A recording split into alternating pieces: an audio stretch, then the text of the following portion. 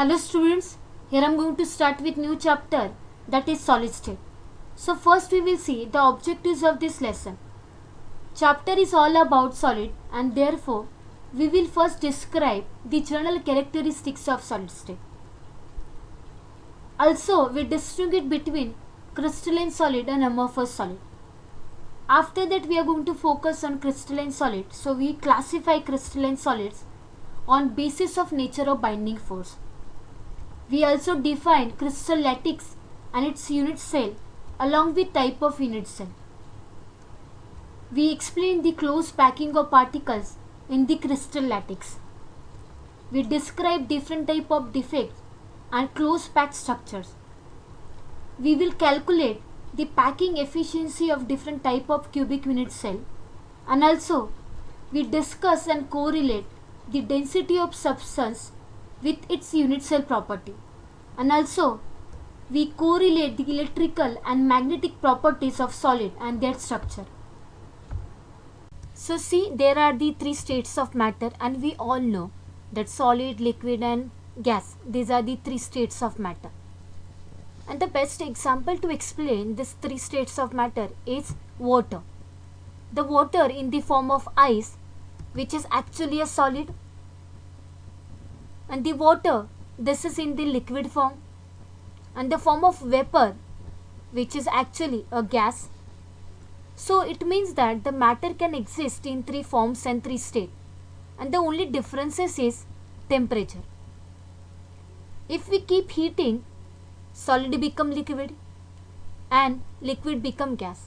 So out of these three states, we are going to focus on solid in this lecture.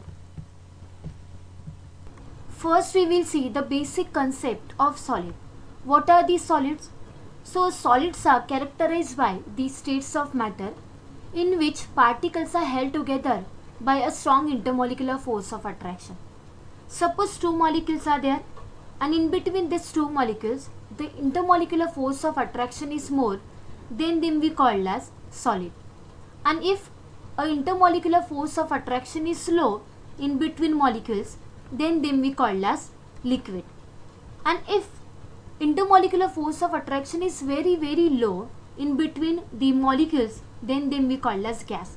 So you have to remember that solids are those in which intermolecular force of attraction is more as compared to other states, liquid and gas. Here I am going to give pressure on intermolecular one. These two words we are going to use mostly in chemistry language. One is intermolecular and the other one is intramolecular. So these two words I am going to explain with the help of an example. The force of attraction which is present within the molecule is called as intramolecular force. Now you can see the force of attraction is present within chlorine and hydrogen, and therefore it is called as intramolecular force. And the force of attraction which is present between the two molecules is called as intermolecular force. So in this case the force of attraction is present between one molecule of HCl and the other molecule of HCl. So you have to remember that intermolecular forces means the force of attraction which is present between the particles, and the intramolecular force means the force of attraction which is present within the molecules. So solids are those in which intermolecular force of attraction is more as compared to liquid and gas. Now we will talk about different properties of solid. Solid have strong intermolecular force of attraction. Because of strong intermolecular force of attraction, in solid the particles are not able to move randomly, and also solid have definite mass, shape and volume. It is because if force of attraction is more in between two particles, then it means that they have definite shape and volume. Similarly, I can say solid have high density. Density means mass per volume.